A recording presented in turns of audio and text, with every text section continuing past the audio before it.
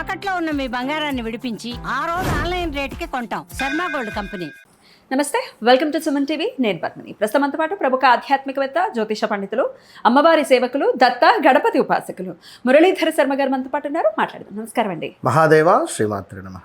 వడిబియ్యం పోయటం అనేది అదొక ఆచారం. ఖచ్చితంగా చాలా చాలా పరమ పవిత్రమైనటువంటి ఆచారం. కానీ దాంట్లో ఉండేటటువంటి ఆనందం అసలు అద్భుతం అని చెప్పచ్చు. ఇంటి ఆడపిల్లకి వడి నింపటం అనేది అది అదృష్టం ఉంటేనే జరుగుతుంది. ఏ కుటుంబంలోనైనా ఆ ఇంటి ఆడపిల్ల ఇంటికి రావటము, తన వడి నింపటము, తనని సంతోషంగా మళ్ళీ తన అత్తవారింటికి పంపించడం అనేది లక్ష్మీ అనుగ్రహానికి హేతువవుతుంది అనటంలో కూడా ఎటువంటి అతిశయోక్తి లేదు. అయితే ఎట్లా అసలు ఈ వడి బియ్యం పోస్తే లక్ష్మీ అనుగ్రహం ఎందుకు కలుగుతుంది? ఆడపడుచుకు కనుక పోస్తే ఎట్లా వస్తుంది, ఎట్లా పోయాలి? ఇప్పుడు మేము ఉన్నాం అనుకోండి, నాకు అసలు తెలియదు ఈ సాంప్రదాయం. ఎందుకంటే మేము ఆంధ్ర సైడ్ కదా, పెద్దగా దీని గురించి మాకు ఐడియా లేదు. కానీ నేను ఎవరో నాకు పోస్తే నేను దాన్ని తీసుకున్నాను. అప్పుడు కలిగినటువంటి ఆ ఫీలింగ్ నేను చెప్పలేని మాటల్లో.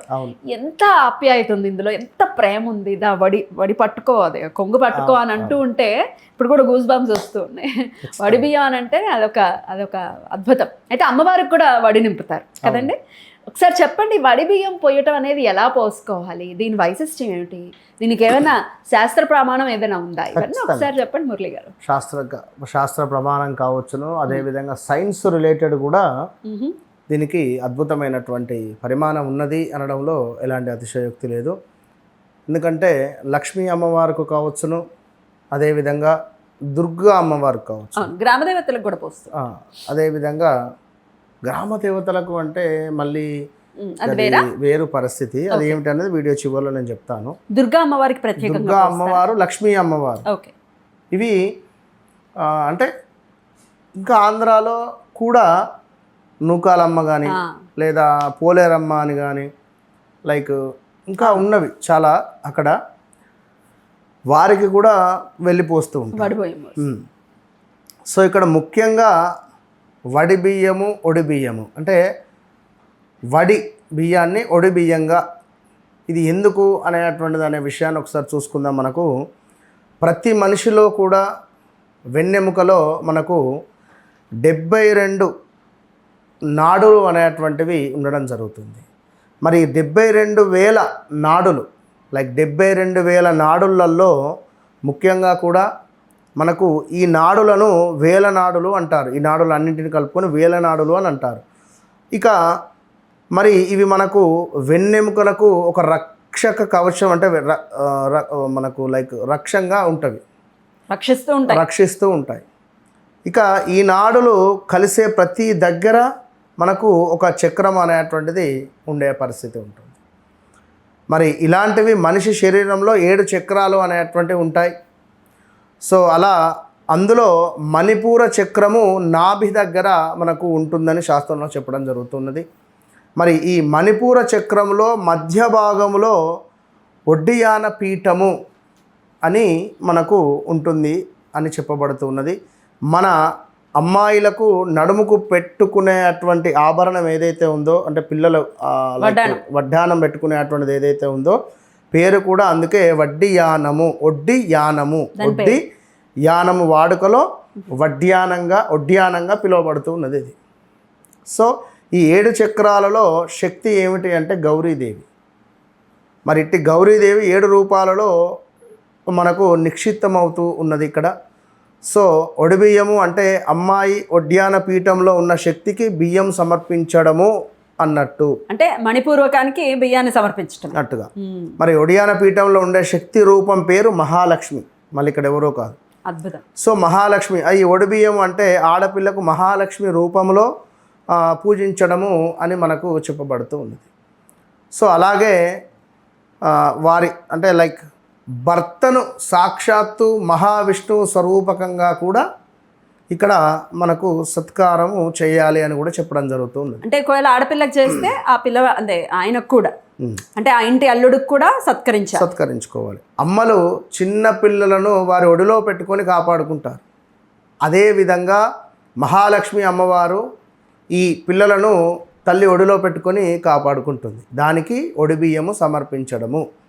ఇంకా చూసుకుంటే మనకు ఒడిబియ్యం పోసే అటువంటి సమయంలో అమ్మాయిలను గమనిస్తే తెలుస్తుంది, వాళ్లకు తెలియకుండానే మహాలక్ష్మిగా మారిపోతారు. ఇప్పుడు మీరు అన్నట్టుగా అవును, అదో ఫీలింగ్. తెలియకుండానే మారిపోతుంటారు. మహాలక్ష్మి మొదట లక్షణము రక్షించడం. అమ్మవారికి సంబంధించినటువంటి మొదటి లక్షణమే రక్షించడం. సో బిడ్డను, అల్లుడిని రక్షించమని తల్లిదండ్రులు చేసే మహాలక్ష్మి వ్రతమే ఈ ఒడిబియ్యం. మరి ఒడిబియ్యంలో ఒక బియ్యమే కాకుండా అష్టైశ్వర్యాలు కూడా ఉంటాయి. ఇక ఇందులో దీనికి సంబంధించి ఇంకా మొత్తము కూడా అంటే అమ్మవారికి గాజులు. ఎట్లా ఒకసారి చెప్పండి, ఎట్లా పోయాలి? తప్పకుండా, అలాంటి వాళ్ళకి తప్పకుండా అమ్మ.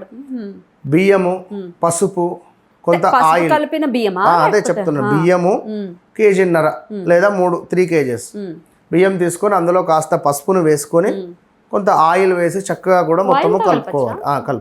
ఆయిల్తో కలిపేసిన తర్వాత చక్కగా మొత్తము కూడా కుదిరితే ఒక 4-5 ఉంటే అందరితో కలిపియాలి. కలిపించిన తర్వాత అందులో ఒక 5 అంటే 10 తమలపాకులు జత, 5 అంటే 2 తమలపాకులు, 2 తమలపాకులు, 2 తమలపాకులు, 2 తమల, ఇట్లా 5 సెట్లు. ఇందులో పచ్చి భాగం వక్క, పసుపు కొమ్ము, ఒక మనకు సోంపు ప్యాకెటు, 5 రకాల పండ్లు, అదేవిధంగా ఒక అమ్మవారికి లైక్ మాల మెడలో వేసుకోవడానికి పుష్పానికి సంబంధించింది పూలమాల లేదా విడి పువ్వులు, దీనికి తోడు ఒక స్వీట్ బాక్సు, అదేవిధంగా ఒక చీర, మంచి చీరలో ఏదో ఇంట్లో ఉంది కదా అని చెప్పి కొన్ని రోజులు ఇది ఎట్లాగో నేను కట్టను అని చెప్పి తీసేసి అక్కడ వేసిన, మొన్న ఇట్లనే జరిగింది ఒకరిది. అది చీకిపోయింది, చిరిగిపోయిన చీర వచ్చింది. ఇది దీనివల్ల ఇంకా ఇబ్బంది. వాళ్ళు పోసిండ్రు అట్లా. మరి కడదాంలే, రేపు ఇది కట్టేస్తా, నేను ఇది అమ్మవారికి రేపు కట్టాలి అని చెప్పి నేను తీసే వరకు చినిగిపోయింది. కాదండి, అమ్మవారికి ఈ విగ్రహాల కట్టడం కోసమే దిక్కుమాలిన చీరలను అమ్ముతుంటారు. అవి 50 రూపాయలు 70 రూపాయలు ఉంటాయి. ఎందుకు పెట్టడం? మనము కట్టుకునేటువంటివి అమ్మవారికి పెట్టాలి, అంతే. సో చక్కగా ఒక చిన్న అద్దము, మిర్రరు, కాటుక, గోర్ల పెంటు, అదేవిధంగా మనకు టిక్లీసు, గోరింటాకు అదే మనకు కోన్ అంటారు. ఇంకా చూసుకుంటే ఆడపిల్లలు మేము ఎట్లా రెడీ అవుతాం అన్ని ఆ సామాన్లు, దువ్వెన, చక్కటి సింధూరము, ఇట్లా అన్నీ ఇక అన్నీ కూడా సమకూర్చి అమ్మవారికి చక్కగా ముందుగా చక్కగా పిరిగడితో బియ్యం తీసుకొని ఫస్ట్ జాకెట్ పీస్ పరచాలి. అమ్మవారి ముందు పరిచేసి పసుపు కుంకుమ వేసి జాకెట్ పీసులో, ఏ కలర్ జాకెట్ పీస్ తీసుకో, ఎరుపు రంగు ఎక్కువ తీసుకుంటారు. సో బియ్యాన్ని చక్కగా ఇట్లా 2 చేతుల్లో తీసుకొని కింద పెడతారు.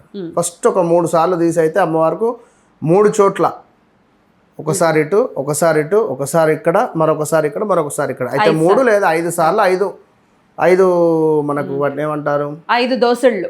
5 దోసలు పోసిన తర్వాత ఇక మిగిలిన పోసేస్తారు. పోసేసి చక్కగా పూలమాల సమర్పించడం, నైవేద్యాన్ని ఏమైనా సమర్పించడము, ఇవన్నీ చేసి ఇక అంతా అయిపోయిన తర్వాత ఇందులో నుండి మళ్ళీ కాస్త తీసి వారి ఒళ్ళో పెడతారు.